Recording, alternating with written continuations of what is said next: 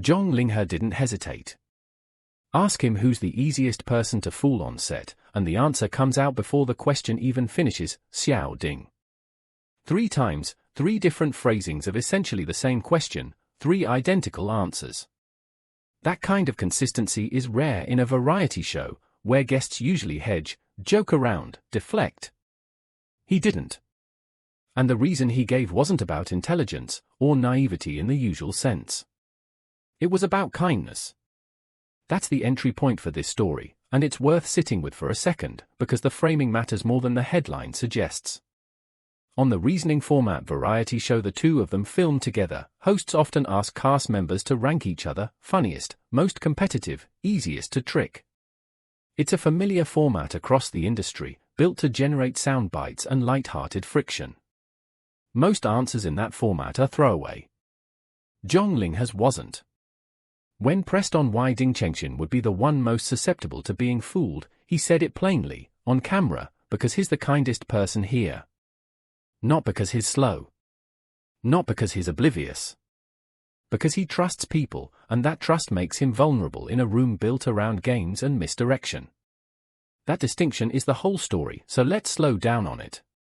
In entertainment variety shows, easiest to fool is usually shorthand for comic relief, the guest who gets set up as the punchline, the one the editing team leans on for reaction shots.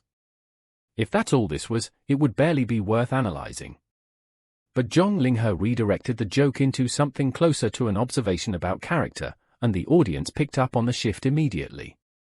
Viewers reading the clip didn't come away thinking Ding Chengxin looks foolish. They came away thinking he looks sincere in a genre that rarely rewards sincerity. That's the interesting part. Reality formats, especially competitive or deduction-based ones, tend to favor guardedness. Contestants learn quickly that showing your hand, trusting too easily, reacting too honestly, gets punished within the game and mocked outside it. A cast member who doesn't perform that guardedness stands out, for better or worse. According to viewer commentary circulating around the clip, several describe Ding Chengxin's tendency to trust others not as a weakness but as something closer to emotional honesty, a habit of taking people at their word instead of constantly reading for hidden angles. In a landscape saturated with strategic gameplay and parasocial performance, that reads as unusual. Not weak. Unusual. Here's where it gets more interesting, because Zhang Linghe didn't stop at the observation. He added that he wanted to spice things up for Xiao Ding, a phrase that, on its surface, sounds like he's setting the guy up for more teasing. But paired with the "he's too kind" explanation, it reads less like mockery and more like a protective instinct. It's the kind of thing an older cast member says about someone they've decided needs a bit of shielding, even while gently ribbing him for it. That combination, teasing plus protectiveness, is a pretty specific dynamic, and it's not something producers can manufacture convincingly on command. It either exists in how two people actually interact, or the audience clocks the performance instantly. Now, contrast that with how Zhang Linghe describes his own first impression of Ding Chengxin, because this is where the story actually develops rather than just restating the same point twice. He said his first impression, when they met, could be summed up in a single word: handsome. That's it. Surface level, and he admits as much. It didn't touch personality, it was just an assessment of how the guy looked. Nothing unusual there. First impressions in this industry are almost always visual first. What changed the assessment was time. As filming continued and the two spent more hours together off camera, Zhang Linghe's read on him shifted from handsome to something closer to an adorable kid. Not a downgrade, a different axis entirely. He went from evaluating Ding Chengxin as a polished public figure to describing him the way you describe someone genuinely endearing in private, someone whose default mode isn't performance. That's a meaningful shift for one specific reason: it's the opposite of how most industry narratives usually move. The typical trajectory in entertainment coverage runs the other way: a star's polished public image gradually cracks under scrutiny, and audiences discover something less flattering underneath. Here, the movement runs backward. The image loosens, and what's underneath reads as more likable, not less.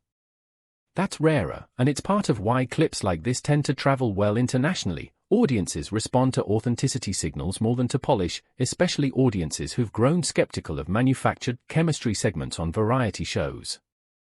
And there's a reason this particular pairing keeps generating engagement beyond a single clip.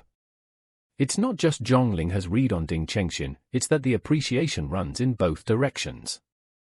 In the same stretch of footage, Ding Chengxin is shown consistently steering attention back to Zhang Linghe, describing him as, essentially, someone he finds impressive and trustworthy. Neither side is downplaying the other. Neither is being sarcastic. It's two cast members independently affirming each other, on camera, without the show needing to manufacture a segment around it. That's worth pausing on from a production standpoint, because co-star chemistry is one of the most heavily engineered elements in variety television.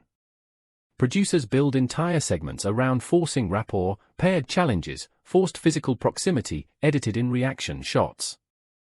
When genuine rapport surfaces on its own, outside of a scripted segment, it tends to outperform anything the show intentionally built. Audiences can usually tell the difference between a produced moment and an unscripted one, even when they can't articulate exactly why. This is one of the reasons unscripted variety clips involving specific cast pairings often circulate further than the show's official highlight reels. The moment wasn't built to be clipped, and that's precisely what makes it worth clipping. There's also a quieter point buried in here about how perception forms over the course of a shoot. Zhang Linghe essentially described a two-stage read, surface assessment first, then a slower, accumulated read built from repeated interaction. That's a pretty ordinary description of how impressions actually form between people who spend real time together, which is part of why it lands as credible rather than performative. He's not claiming some dramatic reveal. He's describing the mundane process of getting to know someone, and being willing to say the first impression was incomplete. None of this confirms anything about their relationship beyond what's shown on screen. No source material here supports reading this as anything other than a working rapport between two colleagues on a shared production. But it does say something about what audiences are responding to in this current wave of variety content out of the scient space: less choreography, more visible ease. Viewers are increasingly drawn to cast dynamics that don't feel assembled for the cut. Whether that pushes production teams toward looser formats, less forced pairing, more organic downtime built into filming schedules, is the kind of shift worth watching over the next few release cycles, not just for this show, but for the genre broadly. For now, what's on record is fairly simple. One actor described his co-star as the most trusting person on set, meant it as praise rather than a joke, and that read changed the way a wider audience is talking about both of them. If you like entertainment stories that go past the headline, the kind that catch the quiet signals most coverage skips, that's exactly what Rabbit News Hallyu is built for. Subscribe if you want analysis, not just news.